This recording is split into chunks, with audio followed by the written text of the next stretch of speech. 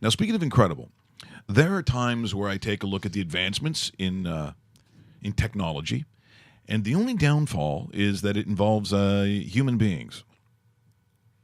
Social media is one of them. Has it brought things to our life? Well, it's the reason maybe a lot of you are able to see the show or found out about the show. That's maybe how you watch it every day.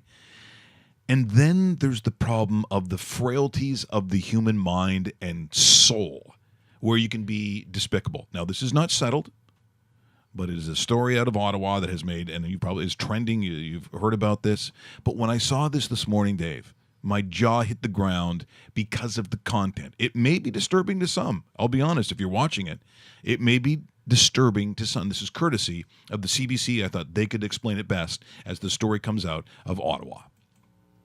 The wife of Senators Captain Erik Karlsson applied for a peace bond, seeking protection against the fiancé of Senators forward Mike Hoffman. Melinda Karlsson applied for the bond against Monica Carrick, fearing for her safety.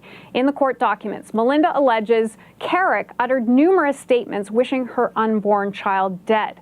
Late November, the Karlssons announced that they were expecting their first child, and their son, Axel, though, was still born in March. Karlsson also states Carrick uttered that she wished that she was dead and that someone should also take out her husband's legs to end his career, and that Carrick posted over 1,000 negative and derogatory statements. The peace bond was sworn on May 4th, and a court document was set for the 25th. But that appearance didn't happen. And Ian, no word, in fact, if the bond actually has been served on Carrick. No word and very few comments, but there is some reaction on the record. That's right. The senators are looking into these allegations. In a statement, they say, "We are investigating this matter in cooperation with the NHL and will take whatever steps are necessary to protect the safety and privacy of our players and their families." As for Hoffman, he denied the allegations in a statement to the Ottawa Citizen, saying it's 150% that it's not us. Thanks, Hannah.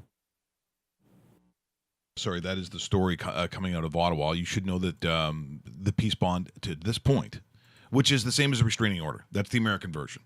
I know because when I first came back from Calgary to here, I had to get one against somebody. Yeah, that was fun. Oof. That's a great way to start your radio station. But part of that process is when you do go for the peace bond, then they will bring up all the reasons why it's necessary. And that's kind of where all this will come out.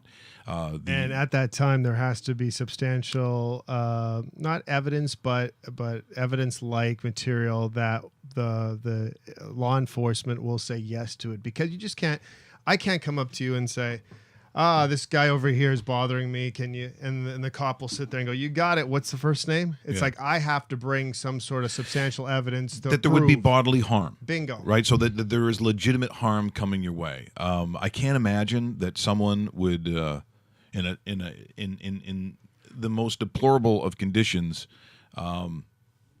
ridicule or threaten someone who's just lost their infant, a stillborn child. I mean, if you've been through it, it is devastating for all those involved, the entire family, and anyone who surrounds it. It's really very painful. Yes, exactly. So the fact that someone would go after that. Now, this is where it comes up again with these burner accounts.